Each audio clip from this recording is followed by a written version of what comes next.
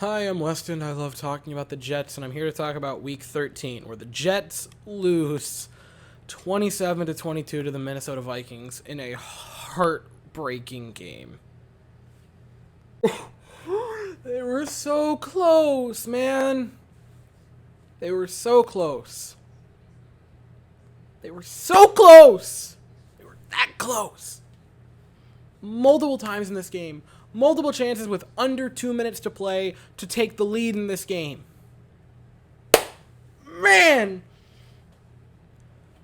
They were in it until the very last play, and it just kills you as a Jets fan. Just breeze through what happened. The Jets on the first drive, there's a tip ball. Corey Davis really should have had it, doesn't get it. Harrison Smith picks it off. The Vikings turn it into 3 points early, but the Jets respond. They tie the game at 3. Then the Vikings with a touchdown rush from Delvin Cook. A little bit after that, like 10 minutes later, a touchdown rush from Alexander Madison, I'm going to go with 17-3.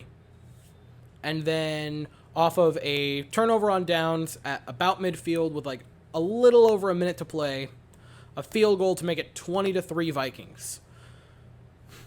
And then the good news, right? The good news for this, the Jets would respond by the defense clamping down in the second half and 4 consecutive scores that were in favor of the Jets.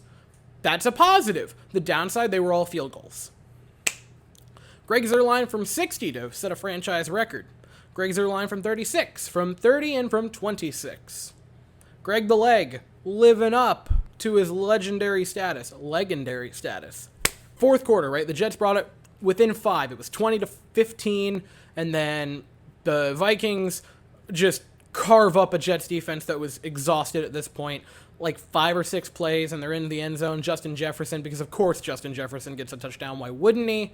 And he scores, and it's 27-15, and it's like, well, you'd need a big scoring drive here. And the Jets they move down the field. They move down well, and they get a touchdown. Mike White, big play on third down to get to like the half-yard line, and then doesn't give up. Battles in to get a touchdown, to bring it back within 5 with about 7 minutes to play. And the defense, just massive stops. 2 massive 3-and-outs to give the Jets ample opportunities to do anything. They just couldn't.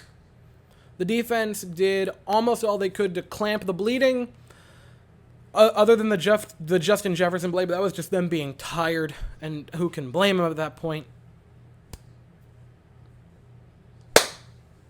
So close. So to just breeze through who did good. Zonovan Knight, or Bam Knight, was amazing today. Another over 100 yards from scrimmage day. He would have 90 rushing yards.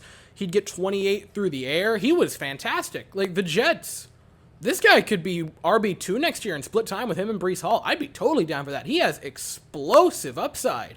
Averaged like 6 yards a carry today. He was magnificent. Bam Knight has come out of nowhere the past 2 weeks and been phenomenal. He was great. Garrett Wilson, holy crap, what a day for him. 8 receptions, 162 yards, averaged 20 yards a catch. Are you kidding me? Magnificent. Corey Davis, 85 yards. Big day for him. And again, spread out a lot. Ty Johnson would get 38 yards. CJ Uzomah would get 31 yards. Knight, like I already said, got 28. Spread out offense. That's the positive of Mike White. He wasn't great. Right? Wasn't great. Couldn't complete it when we got in the red zone. Couldn't convert when we got down the field. That's a shame. The first pick was just not on him. The second pick was forcing it, but, it was 4th and 10 with like 15 seconds to play, so I don't really blame him for forcing it. He missed some reads today. I'm not going to say he didn't.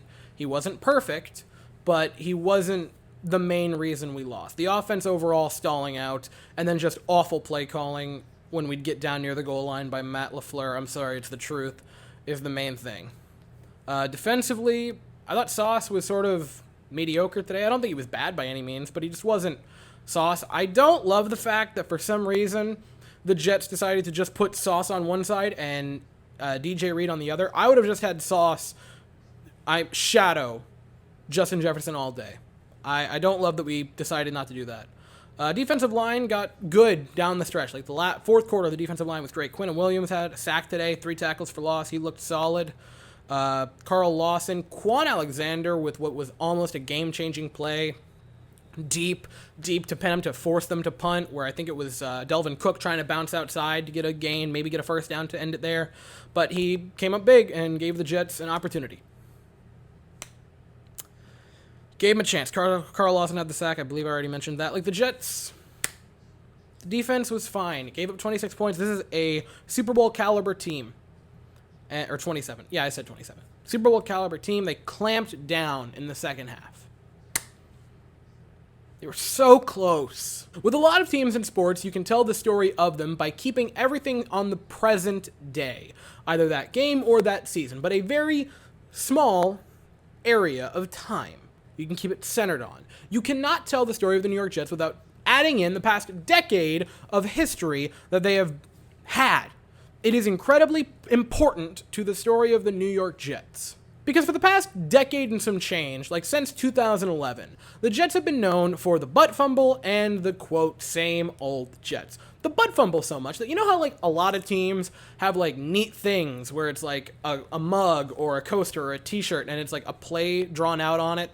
Like, it's the X's and O's on it, and then underneath it says, like, the play, and it's, like, the Minnesota Miracle for the Vikings, or, like, the Philly Special for the Eagles, or, like, the Julian Edelman, like, centimeters off the ground in the 28-3 comeback, or, like, the blocked punt for the Saints back right after the hurricane.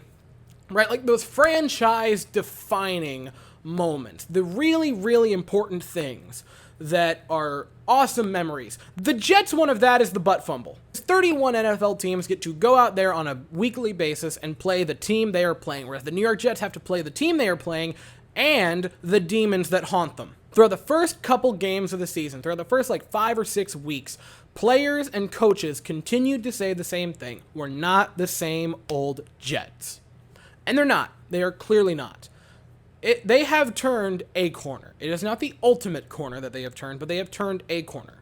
Same old Jets would not have come into a Week 13 matchup against a team like the Vikings, a Super Bowl caliber team like the Minnesota Vikings, with optimism in the fan base.